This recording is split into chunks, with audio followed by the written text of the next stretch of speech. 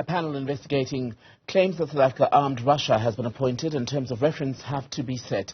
It's now up to President Cyril Ramaphosa to sign off on the probe before he jets off to the African peace mission that will go to both Russia and Ukraine in the next month. Ramaphosa earlier used his Africa Day speech to lament attempts to turn African states into pawns in what's been described as a chess game between superpowers. Govan Whittles reports. President Cyril Ramaphosa is leading the peace mission to Ukraine and Russia in a few days. Before then, he's expected to sign off the investigation into the Russian Lady R vessel that docked in Simonstown and announce the panel and the retired judge leading it. The president today insisted that South Africa will not be bullied into picking sides. Africans want to foster peace wherever there's conflict, on our own continent and on other parts of the world as well. That is our mission in life, and it is for this reason that we will be embarking on this journey. It's a peace mission to go and see whether we can broker a peace between Russia and Ukraine. The president's Africa Day speech appeared to draw a line in the sand and warned superpowers that the days of the Cold War are over. Some countries, including our own, are being threatened with penalties for pursuing an independent foreign policy and for adopting a position of non-alignment. We have not forgotten the terrible, brutal legacy of first having our own continent carved up and colonized by European countries, only to find ourselves once more being pawns on a chessboard during the Cold War. We are not going back to that history. We refuse to go back to that period in history.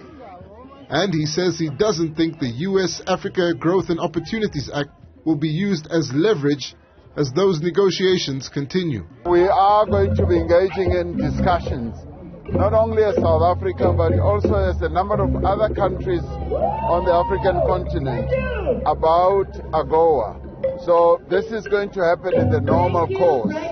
So I would not elevate what he spoke about to a level of saying that is going to be one of the reasons that they will use. So AGOA's time is coming to a termination or renewal. So we will, like other countries, engage. Ramaphosa has also called for warring sides in conflicts on the African continent to desist immediately. His remarks were received as understandable and welcomed by other African countries who applauded the unity of SADC. The messages of peace and unity and development are really important.